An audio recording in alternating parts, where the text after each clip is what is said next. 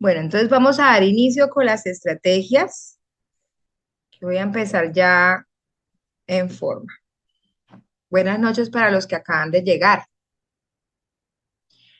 Bueno, hoy vamos a aprender 12 claves de lectura crítica para lo que es el texto argumentativo. Cómo abordar textos argumentativos de una manera más acertada. ¿Sí? Tenemos entonces la primera clave para abordar el texto argumentativo, muy importante, identificar la tesis. Y pues hacemos una pregunta clave, que en este caso sería, ¿qué está defendiendo el autor? ¿Sí? Eh, a veces hemos tenido como el mito de pensar que la tesis solamente se encuentra al inicio del texto, pero resulta que la tesis también la podemos encontrar al final. Es decir, que muchas veces la estrategia del autor es que todo el texto, a lo largo del todo el texto, estuvo como sugiriendo la idea que quería defender y en la conclusión lo que hace es que retoma a manera de síntesis todas esas ideas y ¡pum! Lanza la frase que sería la tesis que defendió a lo largo del texto. ¿Sí? Por supuesto, pues sabemos que es una tesis. Una tesis no es una pregunta, ¿no? Porque hay estudiantes que me decían, ¿la tesis es una pregunta? No, la tesis no es una pregunta, la tesis es una afirmación del autor, es una idea que él afirma y que luego defiende con unos argumentos. Bien, como segunda clave tenemos reconocer los argumentos. Entonces dice, busca razones, datos, ejemplos o comparaciones que sostienen esa tesis, ¿sí? O que la defienden, ¿sí? Es importante allí distinguir entre lo que es un hecho que sea evidenciable, verificable y una opinión, porque a veces tendemos a confundir los hechos, ¿sí? Las evidencias con opiniones personales del autor. Bien, entonces, importante que aprendamos a distinguir entre un hecho y una opinión. En los ejercicios que vamos a hacer hoy, muy posiblemente podamos verificar o hacer el ejercicio de establecer diferencia entre estos hechos y esas opiniones. Bien, vamos a la tercera. Detecta contraargumentos. Sí, dice, algunos textos incluyen objeciones. ¿Qué es una objeción? El que quiera participar. Profe, Una ¿no es como estar posición. en contra de la tesis? Sí, ¿qué es una objeción? Ir en contra de la tesis. Bien, puede ser, sí, ir en contra. Un contraargumento es que se presenta como tal el argumento, pero a continuación puede aparecer otro párrafo donde al parecer el autor pueda tener en cuenta otros puntos de vista, ¿sí? Entonces los incluye ahí para generar de cierta manera el análisis en torno a esos argumentos que él quiere defender, ¿sí? Para luego refutarlas. Creo que la palabra refutar ya la habíamos analizado, ¿cierto? Refutar es, ¿qué es refutar?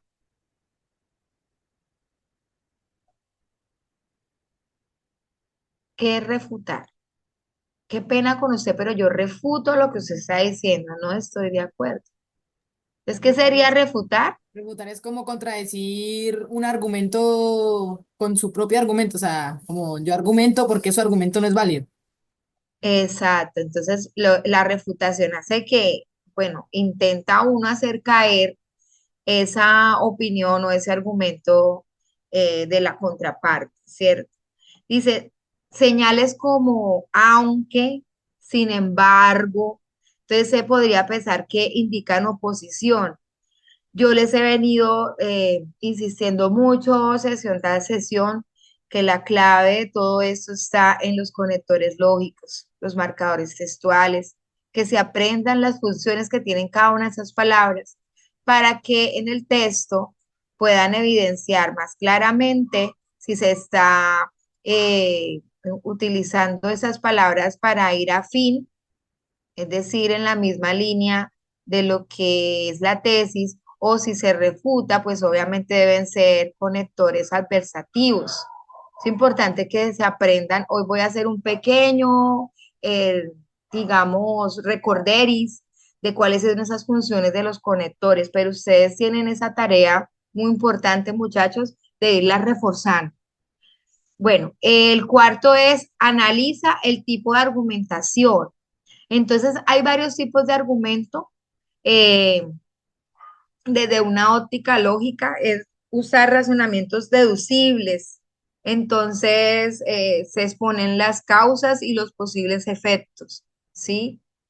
Desde una óptica ética, pues apela obviamente a los principios, a los valores, a las creencias populares de la gente en búsqueda de un bien común, ¿sí? Desde lo emocional, pues usar lenguaje con carga afectiva, como tratando de poner al lector en los zapatos de, pues, de la situación que él está presentando, que cómo actuaría, ¿sí? Tratando de hacer un llamado a la acción. Entonces, eh, muchas veces los autores en los textos argumentativos hacen es un llamado para que como que la persona se conmueva y diga, oiga, sí, verdad, si a mí me pasara eso, no, yo no estoy de acuerdo tampoco, eso es una estrategia muy efectiva en los textos argumentativos. Pero digamos que también los más utilizados, y lo hemos visto por los ejercicios que hemos venido haciendo, son los argumentos de autoridad, ¿sí? Citar expertos, estadísticas, fuentes reconocidas, o como su nombre lo dice, personas que tengan autoridad en el tema, ¿sí? Personas reconocidas. Entonces, seguimos con, hasta ahí hay preguntas, o todo bien, o voy muy rápido, ustedes me van diciendo, ¿todo bien? Bueno, entonces dice, revisa el tono y propósito. El autor puede buscar, persuadir, informar, ¿sí? Con postura crítica o simplemente generar una reflexión, ¿sí? Entonces, pues nosotros podemos, digamos, inferir cuál es el tono y el propósito del autor a partir precisamente de la manera como aborda el tema, si está dando sus opiniones personales de una manera muy enfática. Yo creo que reconocer la crítica del autor o si el autor quiere reflexionar, a veces las reflexiones están a manera de interrogantes, ¿sí? Y es muy común encontrar en los tipos de enunciados como que cuál es la intención del autor con el anterior texto argumentativo. Entonces, si es reflexión, los autores utilizan mucho los signos de pregunta, los cuestionamientos, ¿sí? Si es una postura crítica, eh, ellos utilizan opiniones personales, se vuelven muy subjetivos. Si digamos, el propósito es más persuadir, también utilizan los argumentos de autoridad. Mire, esa persona que es experta en el tema está diciendo esto, ¿sí? Como tratando también de influenciar de cierta manera eh, la mentalidad de quien está leyendo. Sexto, cuidado con las trampas en las preguntas. Entonces, algunas preguntas son inferencias, ¿sí? Se leen entre líneas. Cuando yo digo leer entre líneas, ¿a qué me estáis refiriendo? ¿Qué será eso de leer entre líneas? La segunda intención que tenga la pregunta, por así decirlo. La intención, ¿qué es leer entre líneas? A ver, ¿qué han escuchado ustedes sobre eso? Porque sale mucho. Ay, sí, leyó entre líneas. Pero ¿qué es leer entre líneas? Como leer más allá de Deducir, lo que dice el texto. ¿Leer qué, perdón? Más allá de lo que dice el texto, como una Más inferencia. allá, más allá de lo que dice. Entender algún mensaje oculto o implícito del texto.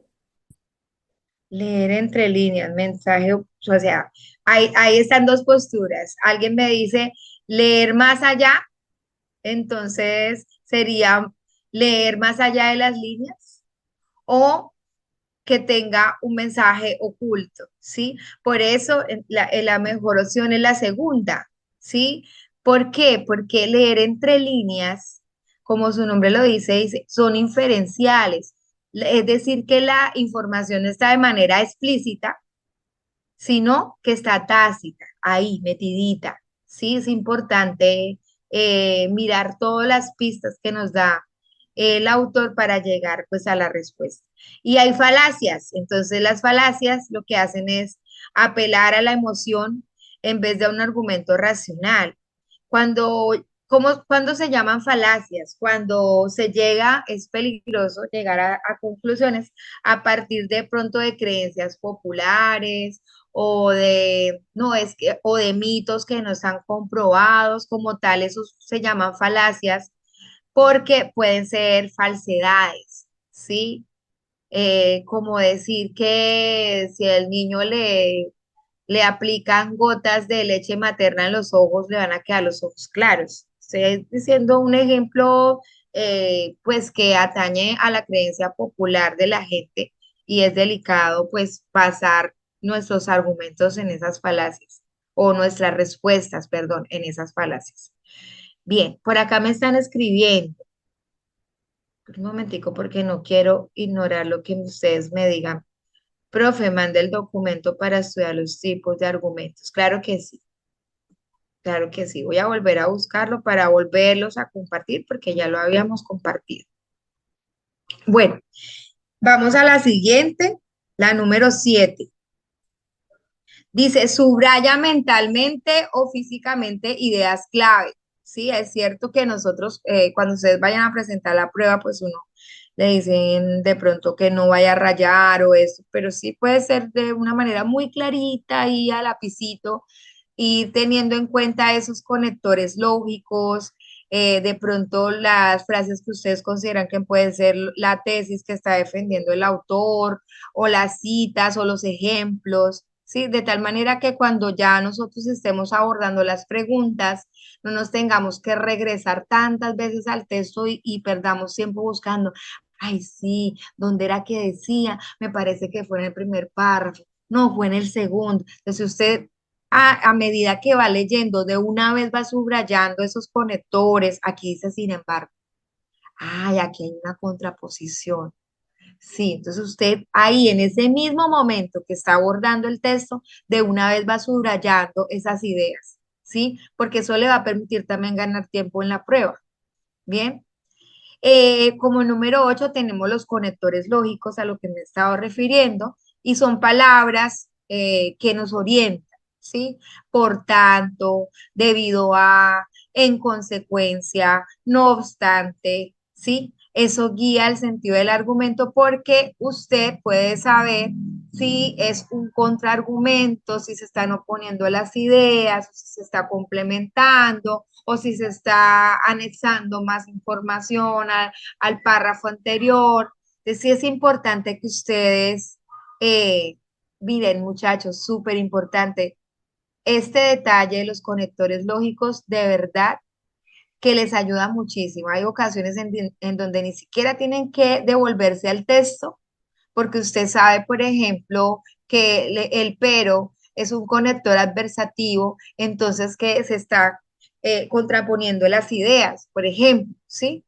No tengo que ir a buscar a ver otra vez, ay, ¿será que sí se está presentando una oposición? No, si usted sabe que es un conector de oposición, pues usted puede lograr más rápidamente llegar a la respuesta. Bien, la 9. La, la, esta clave dice que busque la respuesta más ética, la más democrática, la más amable, orientada al bien común. ¿Sí? Eso también trasciende a pruebas como sociales, desde lo ciudadano, ¿sí? Siempre usted busque la respuesta que no sea individualista, sino que esté orientada a buscar el bien común, es decir, el bien de todos, no que de pronto favorezca más una parte que a la otra. Entonces vamos a hacer, me parece muy valioso el hecho de que podamos constatar esta clave con un ejercicio de lectura. Entonces vamos a hacer un ejercicio práctico. ¿Listo? Aquí tenemos entonces, dice, este texto corresponde a las declaraciones de un joven colombiano perteneciente a una pandilla. Y dice, entre comillas, lo que pasa es que a uno le enseñan cosas que casi no sirven. Hay unas materias que uno por lo general no pasa ni tirando las cartas, como español, inglés, matemáticas, biología. Y por esas materias uno se queda en sexto y en séptimo. Fíjese que todos nosotros apenas cursamos hasta esos cursos. Es que acá las cosas son bien difíciles. Uno sin cuadernos, sin libros, muchas veces sin almuerzo, con otras cosas en la cabeza. Y cuando llega al colegio, los profesores solo piden lo que ellos creen que tienen que pedir. O sea, presentación, que todos vayan bien uniformados, la misma camisa, el mismo pantalón, los mismos zapatos y hasta el mismo peluqueado. No, que va. Desde que uno entra al colegio empieza a sentir que entró a un problema. Bien, vamos a la pregunta. Entre las siguientes, la mejor forma de restablecer la comunicación entre los jóvenes y el conocimiento es A. Mostrar la importancia de las asignaturas. B. Acortar las horas de clase. C. Partir de los contextos de los estudiantes. D. Dedicar más tiempo al estudio. Bueno, ya si necesitan que les vuelva a poner el texto, con mucho gusto lo hago. Ustedes me dicen. Voy a mirar aquí en el chat qué me están contestando. Súper claro, ¿verdad? Súper claro. Bien, muy bien. Bien, sí. Ninguno ha puesto otra respuesta que no sea la C. Perdón, aquí hay alguien que colocó la A. Bueno, vamos a aclarar. ¿Será que, a ver, miremos el texto nuevamente porque sí es importante que quede claro. En la A, en la habla de mostrar la importancia de las asignaturas, ¿sí? Dice, la mejor forma de restablecer la comunicación entre los jóvenes será mostrar la importancia de las asignaturas. Miren que dice que las cosas son difíciles, que uno no tiene cuadernos ni libros, a veces llegan sin almorzar, con otras cosas en la cabeza, ¿sí? Entonces, ¿será que los chicos van a estar conformes con que se les muestre? Ay, mire, pero es que es importante el español y es importante el inglés, ¿no? ¿Cierto? Esas asignaturas ahí pasarían a un segundo plano, porque pues el chico tiene otros problemas en su cabeza. Y sí es importante partir precisamente del contexto de los estudiantes. Hay profesores que logran empatizar con sus estudiantes desde sus realidades. Entonces, un profesor que, por ejemplo, diga, no, yo les voy a enseñar educación financiera o cómo emprender, cómo montar negocios, sobre todo en esos contextos donde los chicos tienen mucha escasez de recursos económicos. Sí, entonces más importante que mostrar la importancia de las asignaturas, porque en sí, ¿a quién beneficia esa parte? ¿A quién? ¿A quién beneficia el hecho de mostrar la importancia de la asignatura?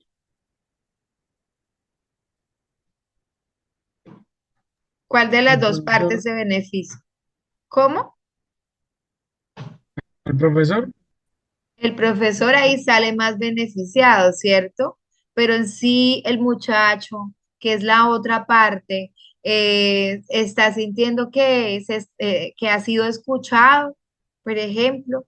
No, ¿cierto? Recordemos que la clave que nosotros estamos viendo es buscar la respuesta más ética, más democrática, la más amable y sobre todo orientada al bien común, ¿sí? Que no diga, ay, es que se benefició más este lado que el otro, no. Entonces, importante, el profesor seguir enseñando su asignatura, pero pues teniendo en cuenta el contexto en el que están los estudiantes, qué les interesaría aprender. Sobre todo en estas realidades tan crudas, necesitan, digamos, aprendizajes muy significativos que diga, oiga, si yo quiero ir al colegio porque esto me va a servir para la vida, me va a servir para yo salir de estas circunstancias. Bien, bueno, entonces ahí tenemos partir de los contextos de los estudiantes. Vamos a la siguiente. Dice, reconozca una idea contraria a la que afirma el texto, la antítesis. Yo les había dicho en sesiones anteriores que para llegar, digamos, a esa antítesis o a esa contraparte, tenemos primero que ubicar la tesis, ¿sí? Entonces, importantísimo que nosotros primero, porque siempre va a estar la tesis dentro de las opciones de respuesta. ¿Y por qué colocan la tesis allí? Porque es una cascarita. O sea, si usted está despistado y no leyó bien que le están pidiendo la antítesis y no la tesis, pues obviamente uno se equivoca. Dice, considere el siguiente fragmento. ¿Qué significa decir que un orden social es justo? Y a continuación la respuesta. Significa que este orden social regula la conducta de los hombres de un modo poco satisfactorio para todos. ¿Sí? Ahí dice poco. No, de un modo satisfactorio para todos.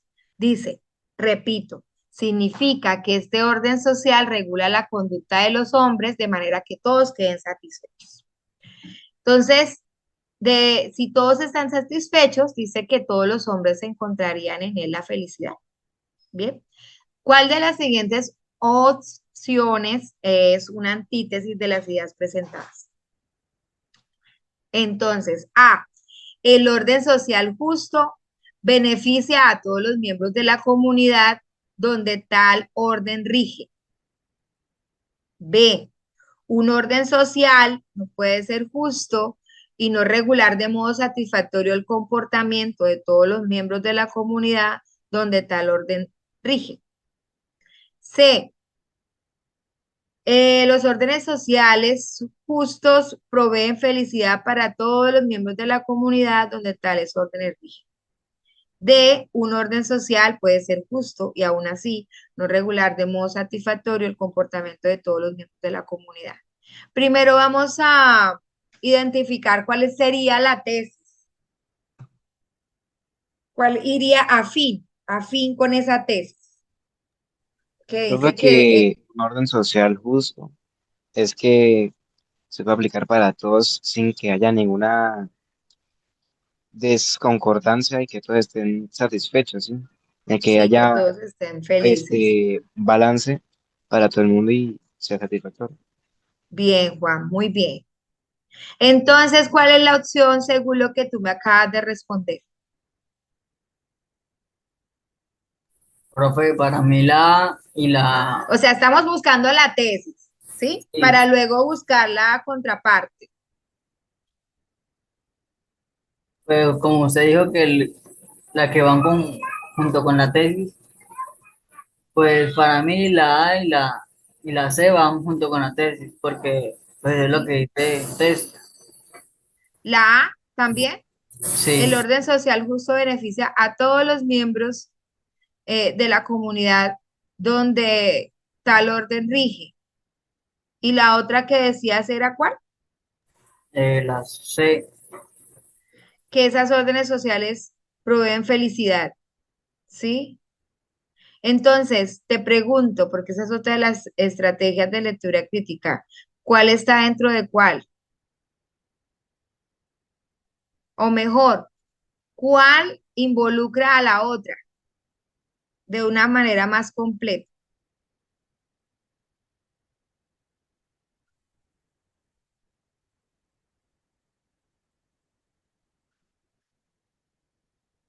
Pues yo diría que se complementa. La C. La C, ¿cierto? Porque más que hablar de un beneficio, habla de proveer felicidad, ¿cierto? Más que el beneficio, provee felicidad. Si yo soy feliz es porque me estoy también beneficiando, ¿cierto? Entonces, esa contiene a la otra, la C. Ahora sí, miremos entonces cuál es la antítesis. Para mí es la B, de aquellas que hacemos A y C, porque ambas van en conjunto con la tesis, siéndose la que abarque la A. Para mí es la B porque la D nos dice, un orden social puede ser justo y aún así no regular de modo satisfactorio el comportamiento de todos los miembros de la comunidad donde tal orden rige. Pues aquí pues está, como quien dice, miti miti, ¿sí? O sea, dice que puede ser justo, pero no regular satisfactoriamente el comportamiento. Así que ahí Exacto. pues puede causar duda. En cambio, la B dice, un orden social no puede ser justo y no regular de modo satisfactorio el comportamiento de todos los miembros de la comunidad donde tal orden rige. O sea, prácticamente lo contrario a lo que nos dice en el texto. Ok. ¿Qué dice Víctor? Que tiene la mano levantada. Profe, buenas noches, ¿se me escucha? Sí, te escuchamos. Estamos encontrando según la respuesta, estamos encontrando la tesis, ¿no? Por ahora. Luego sí se No, encuentra. ya encontramos Ah, la tesis. Ahora estamos en la antítesis, que es la que nos vale. pidió el enunciado. Para mí, la antítesis es la D, que dice que un orden social puede ser justo y aún así no regular de modo satisfactorio. ¿Por qué? Porque esta opción niega la relación propuesta en el texto sobre la justicia y la satisfacción para todos. O sea que es una, como bien dicho, como es bien dicho, una antítesis. Por lo tanto, es la respuesta. Para mí. Gracias. Excelente, Víctor. Muy bien. A ver, están escribiéndome en el chat. No quiero que se sientan que no los estoy leyendo. A ver, eh, en el chat la respuesta dice, ok, varias personas me han escrito la D.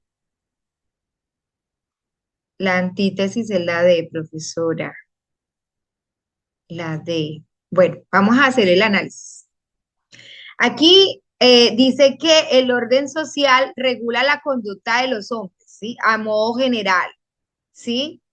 Y que este orden social regula la conducta de los hombres de un modo satisfactorio para todos. Esa es la condición, ¿sí? Sí, ¿qué significa decir que un orden social es justo? Solo es justo si a todos les satisface por igual, ¿sí? Que no haya discriminación alguna. Es la única manera en que encuentran la felicidad, ¿sí? Entonces, en la D dice, oiga, sí, un orden social puede ser justo y aún así no regular de modo satisfactorio el comportamiento de todos los miembros de la comunidad, ¿sí? Porque puede haber justicia, pero puede que ese concepto de justicia no le satisfaga a todos, ¿sí? No que todos estén de acuerdo, eso no es justicia para mí, o sea, el concepto se vuelve subjetivo. Eso es lo que propone la D, ¿sí? Está refutando, en cierta manera, el hecho de que se llame justo y que porque se llame justo, entonces sea satisfactorio para todos. Dice, hey, aún así, conector lógico, aún así, ahí está haciendo su reputación, puede que no regule o que no satisfaga. Vamos a eliminar distractores. Yo creo que yo aquí tengo en lapicito en el anotador. Tengo tiempo que no uso el lapicito, pero lo voy a usar para que ustedes aprendan a eliminar distractores. Lo voy a eliminar. Dice, un orden social puede ser justo y aún así no regular satisfactoriamente el comportamiento de todos los miembros. ¿Sí? Esto puede sobrar. A veces el hecho de yo centrarme como en lo más primordial me puede ayudar a pensar y concretar mucho más mis ideas, ¿sí? En la que proponía, creo que era Juan o Víctor, uno de los dos. Bueno, un orden social no puede ser justo y no regular. Es que aquí un orden social no puede ser justo, lo que plantea el texto es que el orden social sea justo y que si es justo, entonces es satisfactorio para todos. Mire que yo lo otro lo omití. Eliminé todos los distractores y subrayé con lo que me quedé. Y aquí lo que hice fue tachar.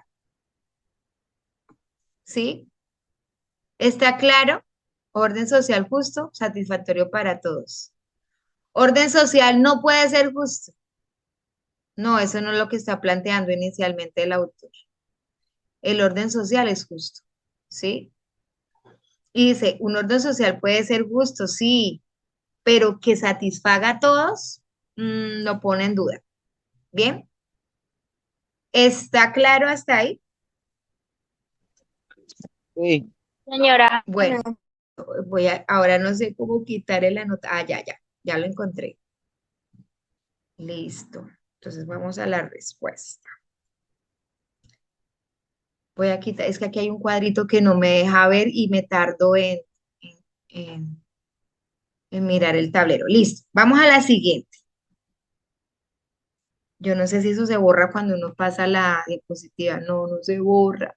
O sea, a borrar.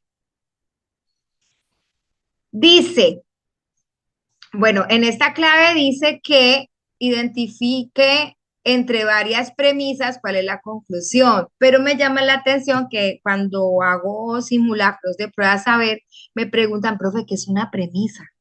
¿Sí? No está como muy claro pues el concepto, por eso lo traje aquí a colación. Voy a borrar aquí mi tablero, ¿sí? Entonces les coloqué ahí la definición de premisa. Pre, el prefijo pre significa antes, ¿sí? Previamente. Dice que es una afirmación o idea que se da como cierta, tengo ese presaber aquí como algo cierto, y ese presaber me sirve de base para yo hacer un razonamiento, una discusión, ¿sí? Para llegar a una conclusión. O sea, para yo concluir tengo que tener unas premisas, unas afirmaciones previas. Entonces, y esa conclusión, pues, es la decisión o consecuencia que es fruto del estudio, del examen, de una serie de datos, ¿sí? Yo hice todo un análisis y ¡pum! Concluí. El autor afirma que el miedo origina las sociedades. Y en la segunda dice, si no fuera por el miedo, el hombre estaría más inclinado a dominar que a cooperar. Entonces, ¿cuál es la relación argumentativa entre estas dos afirmaciones? Oiga, chicos, coloquen esas definiciones de premisa y conclusión. Bien, bueno, la conclusión es casi que obvia, pero la premisa sí necesitan tener claro porque fijo, en muchos de los ejercicios les sale la palabra. A partir de las siguientes premisas. Bien, entonces, miremos. A dice que la primera es una premisa y la segunda una conclusión. B, la segunda es una premisa y la primera la conclusión. C, la primera y la segunda ambas son premisas de argumentos diferentes. D, la primera y la segunda presentan la misma conclusión de manera diferente. ¿Será que ambas son conclusiones o que ambas son premisas? Voy a mirar, están escribiendo. Víctor, tú tienes levantada la mano, te escucho. ¿Puedo responder la pregunta, profesora? Sí, pero si me la argumentas. Vale, creo que soy capaz Vale, de argumentársela, profesora. dale, tú eres capaz. Bueno, yo escogí la respuesta B, en donde se dice que el segundo texto es una premisa y la del primer texto es una conclusión. ¿Por qué? Veamos el primer texto. El primer texto es una afirmación general y si la situamos dentro de un texto sería una afirmación final, porque explica como tal por qué existen las sociedades. En sí no necesita ser explicada por otra afirmación en ese fragmento exacto, sino que el propio fragmento da a conocer, o sea, uno puede se deduce a partir de algo. Por eso, según yo, es la conclusión. Y si nosotros nos vamos al segundo fragmento, que si no fuera por el miedo, si no fuera por el miedo, el hombre estaría más inclinado a dominar que a cooperar. Yo creo que es la premisa porque esta frase explica como tal un comportamiento humano dentro de la psicología del mismo, ¿sí? Que sin miedo nosotros no cooperaríamos, seríamos seres individuales. Según yo, de nuevo, esta idea serviría para apoyar o para justificar la idea de que el miedo es necesario para una mejor convivencia, o sea, para que existan todas las sociedades. Por eso digo yo que es una premisa. Ya, gracias. Excelente, Luis Turutu, me quito el sombrero. Qué super análisis. Bueno, para quien me preguntó ahorita, profe, por favor, ¿me puede explicar nuevamente qué es una premisa? Se lo voy a señalar acá. Yo ya les había colocado acá esa definición, ¿sí? Para que ustedes pues tomen sus apuntes, ¿sí? La premisa es una afirmación. Entonces, Víctor propone que la premisa fuera que la segunda, ¿sí? La segunda opción dice, si no fuera por el miedo, el hombre estaría más inclinado a dominar que a cooperar, ¿sí? Y él propone que la primera sea la conclusión. Entonces, utilicemos un conector lógico de conclusión. Por tanto, el miedo es el que da origen a las sociedades. ¿Está claro? ¿O hay alguna refutación por ahí? Entonces está claro. Sí, aquí me colocaron, profe, la A. Vamos a ver, la A, la B. Bien, más colocaron la B que la A. Entonces dice, la I es una premisa, es una afirmación. Bueno, sí, podemos confundirnos. Es una afirmación que se da como cierta y sirve de base para una discusión. Claro, desde esa óptica usted se puede confundir, pero es que el enunciado, la pregunta, está basada en la relación entre esas dos afirmaciones, ¿sí? Entonces, desde la óptica de relación, la primera que quedaría sería, o sea, la premisa que quedaría, perdón, es si no fuera por el miedo, el hombre estaría más inclinado a dominar que a cooperar. Y esto nos lleva a concluir que es el miedo el que origina esa cooperación o esa sociedad, ¿sí? Bueno, ¿está clarito?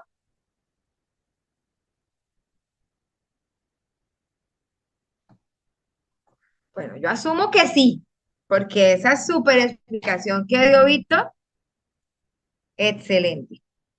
Muy bien, vamos a la siguiente. Entonces dice, repasa los tipos de conectores lógicos.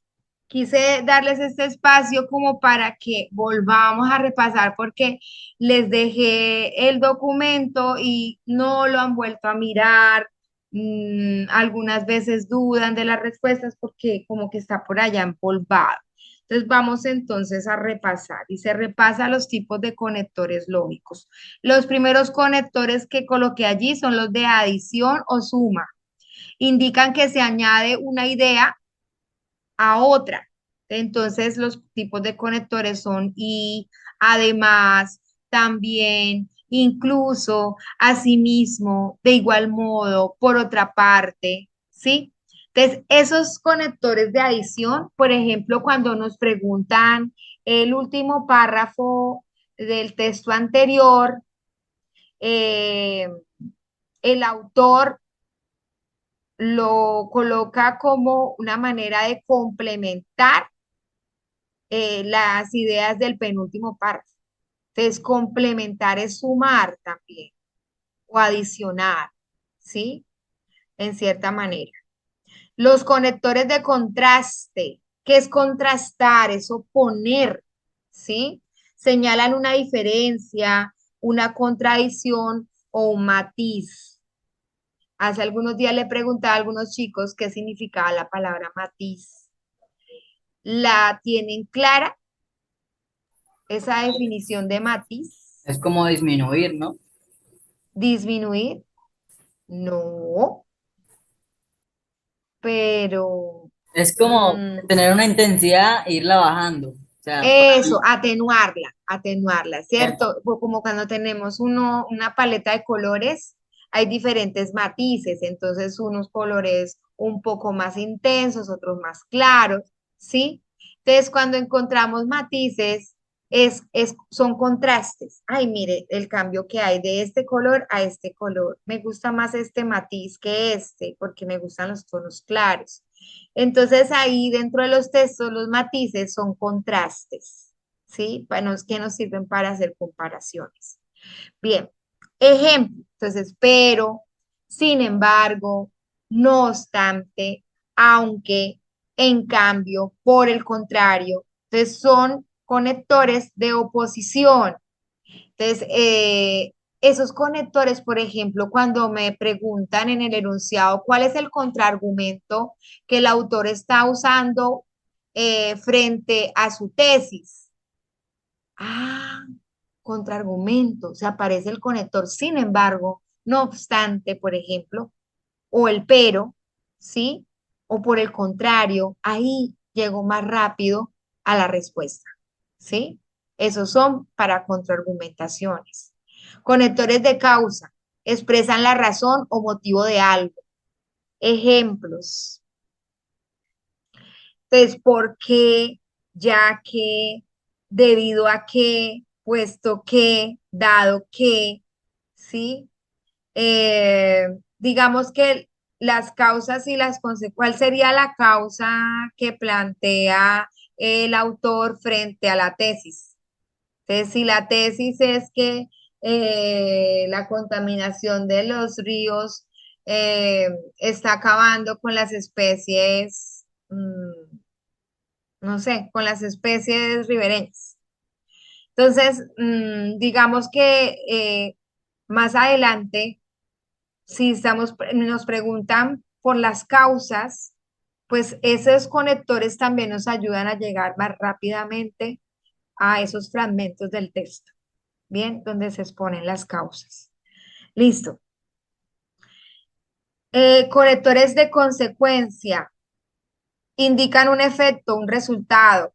Por lo tanto, así que, en consecuencia, por consiguiente, entonces, conectores de ejemplificación, como su nombre lo indica, sirven para introducir ejemplos, casos, hechos, circunstancias.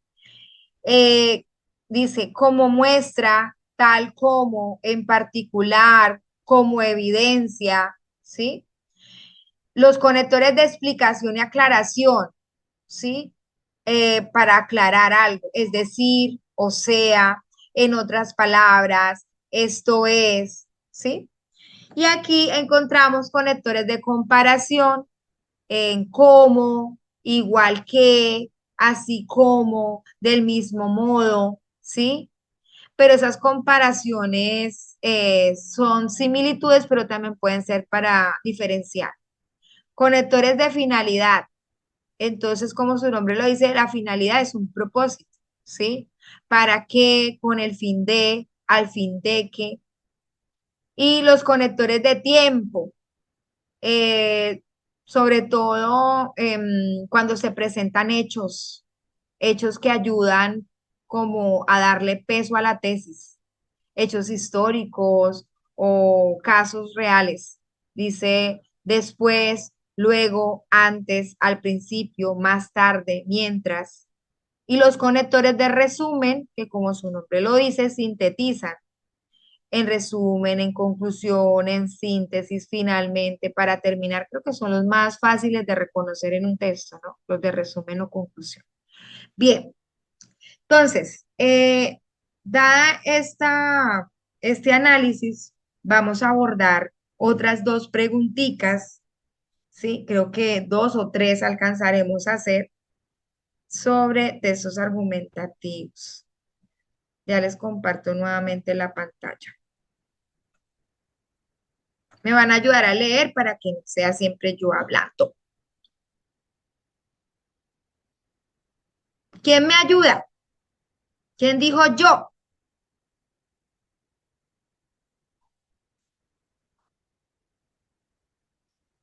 A ver, David Ferreira. Qué bueno, qué participativo. Vamos, Ferreira, te escucho. Ninguna institución separadamente puede comunicar al hombre la cultura. Tampoco puede darle esta visión general tan importante para desarrollar plenamente la creatividad de la persona. Estas actitudes nacen en primer lugar de la actividad individual y en segundo lugar del clima social de una determinada época. Son muchas veces procesos objetivos que convergen en los individuos y que estos deben decantar, integrar, interpretar.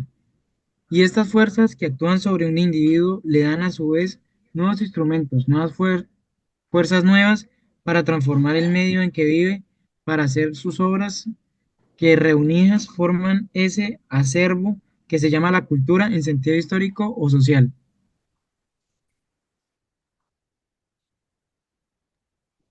Nunca el hombre ha estado más cerca de lograr el propósito de comprender el mundo en el que vive. En otros tiempos, menos afortunados que en el nuestro, el saber era patrimonio de unos pocos, muy pocos, y de los medios de difusión de este saber eran en extremo limitados. Hoy el saber está al alcance de todos. Los libros, las publicaciones periódicas, las comunicaciones de masas acercan al hombre a aquello que antes recataba en la oscuridad de los monasterios medievales o de los claustros de las corporaciones que llaman universidades. En este sentido, es necesario aceptar como un hecho la afirmación de Gutzdorf de que hoy la universidad está fuera de la universidad, el mundo, la sociedad, son fuente en el que el hombre puede realizar su análisis de saber y de cultura. Sus ansias de saber. Muy bien, seguimos aquí. Por todas estas razones, la universidad como institución específica ha perdido su razón de ser. La sociedad moderna cumple su misión frente al saber y frente a la cultura de mil modos maravillosos que no es posible limitar. De ahí que no tenga ningún de ahí que no tenga ningún reato en suscribir estas palabras de A. L. Morton en su hermosa obra La Utopía Inglesa. La educación no es ni un misterio reservado a una muy pequeña clase de letrados como en Inglaterra de Moro, ni una materia distribuida parisi- mo- Parsimoniamente. parsimoniamente, en dosis cuidadosamente medidas a los Parsimonios. niños durante algunos años y después olvidada, puesto no tiene casi ninguna relación con la vida. Como en nuestros días, la educación es un perpetuo ensayo de comprensión del mundo en el cual el pueblo entero tiene su parte, tanto como los especialistas del saber, que lejos de constituir una secta, son apenas la vanguardia del pueblo, los jefes de una empresa en la que todos pueden participar y el saber es estimado y respetado, no en cuanto a tal o porque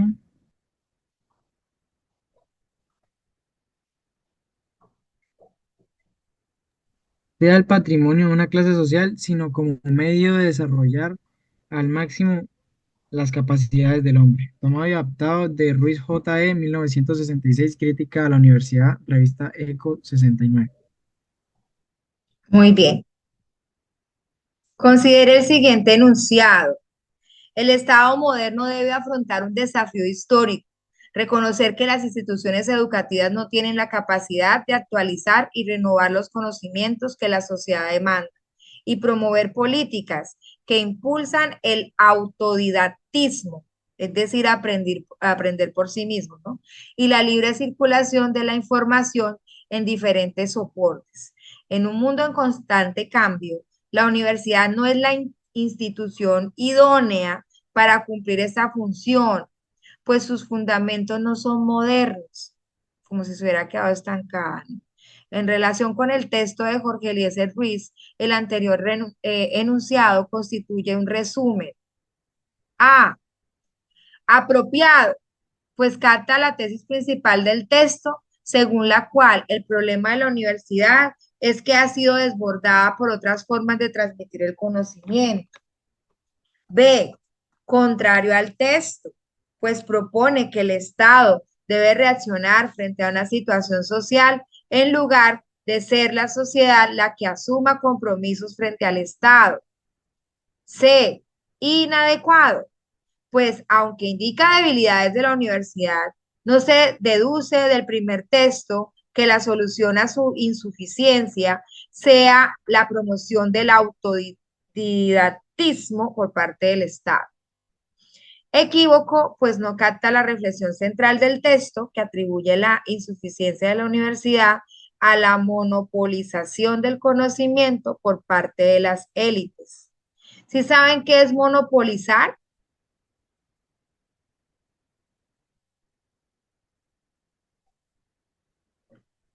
¿Qué es un monopolio? Centrar el poder. Muy bien. Entonces, como si las universidades fueran la única forma de acceder al conocimiento de la investigación o conocimientos más exhaustivos, ¿sí? Entonces, recordemos que nos están pidiendo en el enunciado. Nos dan un fragmento, ¿sí? Donde dice que el Estado debe afrontar un desafío histórico que es reconocer que las instituciones educativas no están actualizadas, que deben renovar sus conocimientos. Luego dice que como el mundo está en constante cambio, la universidad no es la institución idónea para cumplir esta función. ¿Sí ven lo que estoy haciendo? ¿Cómo se llama ese ejercicio que estoy haciendo? Yo volví al texto y ¿qué estoy haciendo? Resaltando el texto. Sintetizar. Estoy parafraseándome. Me estoy hablando a mí misma para entender el texto. ¿Sí ven? Y omito. Esa es una habilidad que no se va a lograr de la noche a la mañana, pero estoy omitiendo todo lo que es secundario y se vuelven como distractores para mí. Entonces yo me hablo a mí mismo y me digo, oye, lo que dice el texto es esto, estoy haciendo parafraseo. Bien, es otra estrategia en lectura crítica, sobre todo cuando estos textos son tan largos, porque en últimas uno termina leyendo varias veces lo mismo, pero en otras palabras. Bien, entonces, en síntesis, el Estado moderno está afrontando un desafío porque debe reconocer que las instituciones educativas tienen que renovar sus conocimientos, ¿sí? Habla de promover el autodidactismo, que es el hecho de aprender por sí mismo de manera empírica, y dice también que como el mundo está en constante cambio, la universidad no es la institución idónea para cumplir esta función, ¿sí? Porque no se ha modernizado la universidad. Entonces, en relación con el texto de Jorge Eliezer Ruiz, que fue el que acabamos de leer, que Ferreira nos hizo el favor de leer, este enunciado que nos han colocado ahí, ¿qué está haciendo? Está haciendo un resumen que apropiado, o sea, capta la tesis principal del texto, diciendo que el problema de la universidad ¿Es que ha sido desbordada por otras formas de transmitir conocimiento? ¿O es contrario porque propone que el Estado debe reaccionar frente a una situación social, ¿sí? Asumir sus compromisos? ¿Es inadecuado porque indica debilidades de la universidad, ¿sí? ¿O es equívoco porque no capta la reflexión central del texto? Yo creo que es importante, muchachos, que para llegar a esta conclusión tenemos que retomar el parafraseo. Yo quisiera que alguno de ustedes me parafraseara en sus palabras qué fue lo que nos dijo el texto, lo que recuerdo. No es fácil, pero se puede hacer.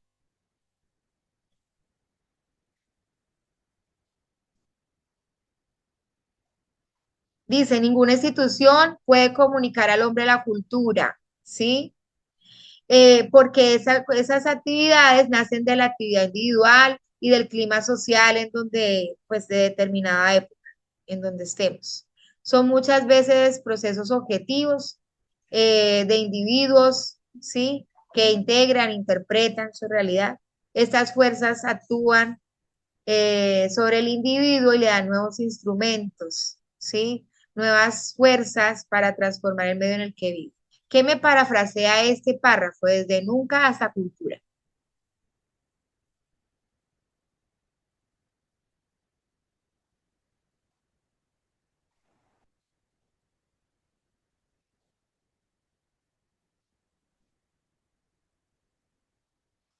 ¿Qué dice ese segundo párrafo ahí? Enfrentémonos al texto, muchachos, para que logremos la habilidad. No importa si nos equivocamos, no importa, no importa, porque de esto se trata el ejercicio. Víctor, levantaste la manito. Es parafrasear el texto, ¿no? Sí, háblate a ti mismo, no haga de cuenta que usted está el día de la prueba frente a este texto. Bueno, el texto básicamente nos indica que hoy en día el conocimiento está mucho más accesible que nunca. Hay muchísimas más opciones en donde poder tomar el conocimiento. Antes, solo unas pocas personas tenían acceso a lo que es el saber y los medios para difundirlos eran muy limitados. Pero si nosotros lo comparamos ahora, gracias a los múltiples libros, revistas, medios de comunicación, hasta redes sociales, cualquier persona puede aprender. Pe- eh, pues por eso ya no es solo en la universidad donde uno puede aprender lo que se necesite, sino en toda la sociedad. El mundo entero se ha convertido en una fuente de conocimiento. ¿Ya? Muy bien, por eso es que Gusdorf resume diciendo que la universidad hoy está fuera de la universidad, ¿sí? Porque el mundo, la sociedad es la fuente en que el hombre puede realizar, pues, o digamos, aprender, saber de cultura. Y acá dice que por todas estas razones la universidad como institución ha perdido su razón de ser. Dice la sociedad moderna cumple su misión frente al saber y frente a la cultura de mil modos maravillosos que no es posible limitar. Y luego aquí en la última parte dice que los especialistas del saber, la educación es un perpetuo ensayo, perpetuo porque nunca termina, ¿sí? Y dice que en el cual el pueblo entero tiene su parte, tanto como los especialistas del saber, o sea, los que sepan mucho, ¿sí? Así como el mismo pueblo, los jefes de una empresa en la que todos pueden participar. Y el saber es estimado y respetado, no en cuanto tal o porque sea patrimonio de una clase social, sino como medio de desarrollar las capacidades del hombre. Es decir, que el conocimiento no está limitado para las personas que acceden a la universidad. Es posible aprender desde cualquier ámbito. Bien, entonces, aquí lo que plantea el enunciado es que el Estado debe afrontar ese desafío y reconocer eso mismo, que debe actualizarse. ¿sí? Reconocer que las instituciones educativas no tienen la capacidad de actualizar y renovar los conocimientos que la sociedad demanda. Promover políticas que impulsen el bueno, aprender por sí mismo y la libre circulación de la información en diferentes soportes. Entonces, definamos. Por aquí ya me están escribiendo, voy a mirar. ¿Es apropiado? ¿Es contrario? ¿Es inadecuado? ¿Se equivoca?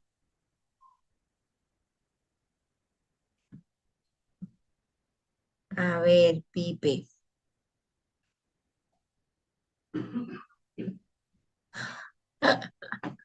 Bueno, por aquí me encanta porque, chicos, una cosa que yo he venido viendo es que nosotros a veces pasamos por encima de las palabras y no las buscamos.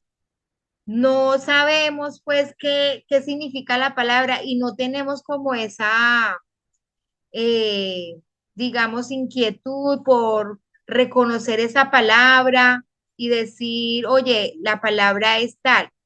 Entonces, cuando hablamos de parsimonia, no sé si alguna vez la han escuchado, es que tiene una parsimonia y uno hace este gesto. Parsimonia es lentitud, ¿sí? Entonces, parsimoniosamente significa lentamente.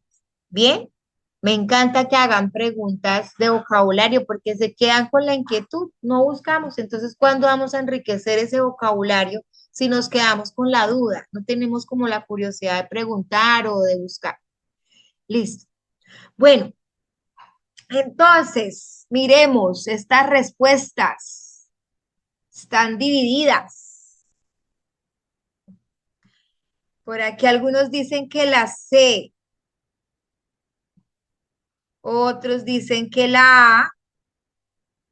O sea que es un salto enorme porque de la C que dice que es inadecuado a la A que dice que es apropiado, es decir, que hay confusión. Hay varios que marcaron la C y otros que marcaron la A.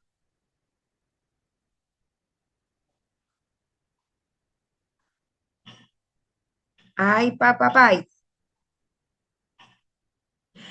la respuesta correcta es la C, muchachos. Miremos. Entonces, es inadecuado. Si bien al principio del texto o del fragmento habla de que el Estado debe afrontar ese desafío histórico de reconocer que las instituciones educativas no tienen la capacidad de estar actualizados, más adelante habla el, de esa palabra, dice, aunque indica debilidades de la universidad, no se deduce del primer texto que la solución a su insuficiencia sea el autodidactismo. Solamente es aquí donde lo está pues sugiriendo. Bien, en el texto como tal no aparecía esa palabra. Autodidactismo por parte del Estado. Es decir, que se acaben estas instituciones y vayan a aprender por sí mismos.